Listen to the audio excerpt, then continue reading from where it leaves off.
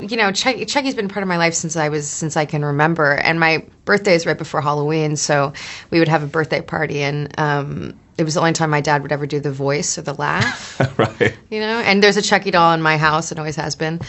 So he's a monster, and has to be a monster. But do you think of him as a monster? Oh, he's absolutely a monster. Yeah, I mean, horror is based on the idea that there is this entity who will kill you, with whom you cannot negotiate. You know, I think it comes from, you know, a deep-seated kind of thing inside of us that we feel terrified of being prey. You know, and that's the whole fun of horror, is playing with that thing we live with all the time, and Chucky has to be that. But when you play him, you don't think of him as a monster, right? Because people don't think of themselves as monsters. Oh, when I play him, you know, then it's play, and then it's I love my job. Yeah. Enjoying the reaction that people have. I think the reason, one of the reasons why he's so iconic is the amount of joy he takes in the whole thing. I mean, it's just, I feel from your performance, it's really fun. Aspiring character actors, what advice would you give them? Aspiring character actors. Do theater. Oh, that's great. Do a lot of theater. Yeah, I don't know if I think there's a difference between character acting and regular acting. I think that, you know, figure out the root of what makes somebody tick, which is a really fun, interesting exercise in empathy, maybe, actually. Figure out what that is and then build it from there. There is a difference. Basically, Between character acting and... between character acting and the group theater years and years ago was trying to develop a form of acting as a repertory theater company where the actor would literally disappear into the role, so that when people the experience they wanted to have, the audience have, was to see these people who were the characters in the play as those people, and have the actor himself or the persona of the actor completely disappear into that. And that was the idea of being a character actor. Now,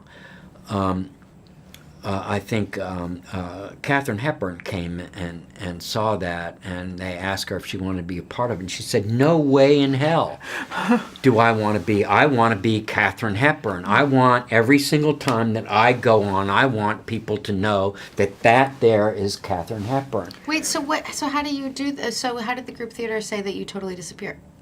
Well, they did it. You do it by first of all, you know, it was all, you know, all the different techniques which you've certainly heard about and known about, and then really paying attention to physicality of the character, and then practice that till it's second nature, so that people can no longer tell that it's you. It's what I try to do. Acting with Chucky is kind of like this technical, sometimes nightmare. He's a puppet, and there's like 5 puppeteers kind of laying under you and to the side of you, and there's a guy kind of making Chucky's face behind you, and you just have to keep intensity up for 25 takes because he takes a while.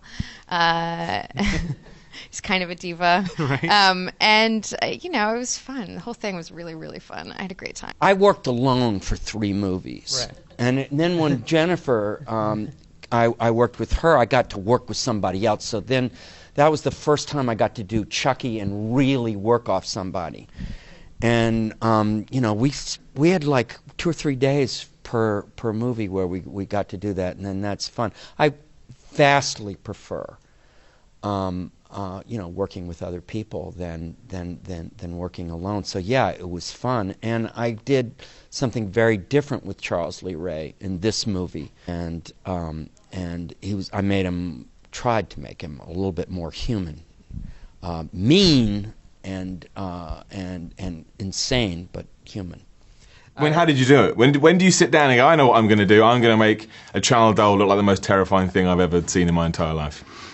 Well, it started in the 80s. I was a film student at UCLA, and Cabbage Patch dolls were really popular. You probably weren't even born then.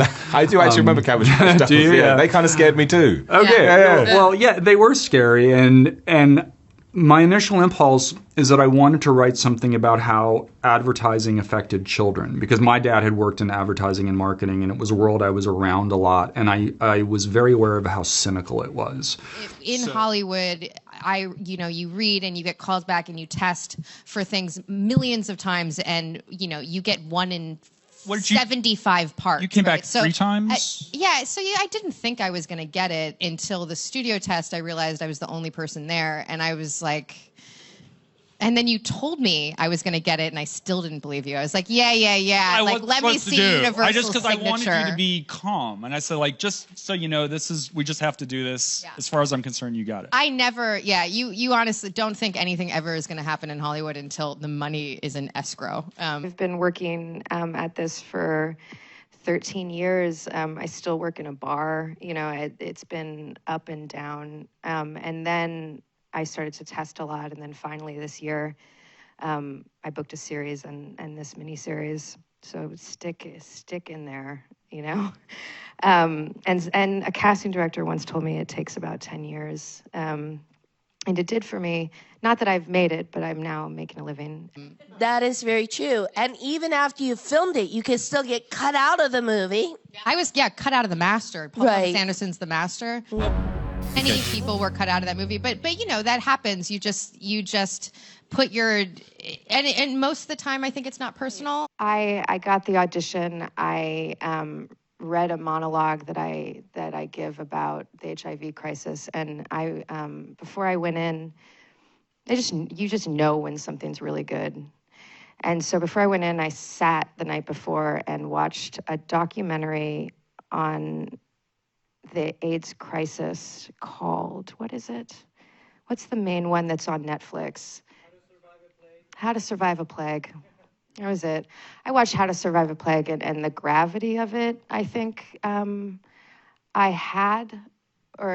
felt before I went in. And so then I just tried to tell the truth in the audition, and then walked out and was like, God, I want it so bad. And then when I got the call, I died.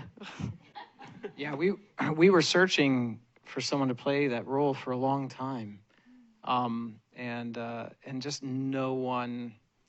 I mean, the real Dion is such a special person, and it wouldn't be right to cast someone who couldn't dig deep enough to find that humanity, that humor, that warmth and that strength. It's like she's a really amazing stew of a human being. It's when we saw your tape, it was like, finally, where the fuck have you been? Because it was getting awfully close. It was getting close to time. I got to watch my audition tape after I was hired, which very rarely happens, and I saw why I was hired, sort of, in that I just really, really, really tried to ground it. I tried to just play it as real and as terrified as I could, and that kind of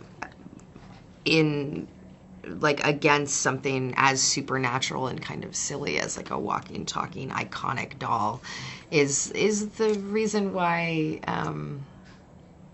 part of it works. I think you just play it like it's happening. I mean, I'm playing a feral person who has never been in a restaurant, doesn't know what a restaurant is. And if anything, it took me a lot of time and effort to try to make that a real person, because I am a real person. I've just had a bunch of life experiences that nobody else in the room has. So they would write this off the wall things, and I would look at the script and be like, okay, I'll see you in 3 days when if I have to figure out what the hell this means. And I would, and it was incredibly, it let me be really creative, I think, in a way I had never got to do, to fill in all those blanks. I'd say one other thing about working, with Fiona came when I was doing my first, so we worked together a little bit. Since Fiona started acting, which she was determined not to do, we read together for auditions, and we still do all the time. So we're kind of used to acting together.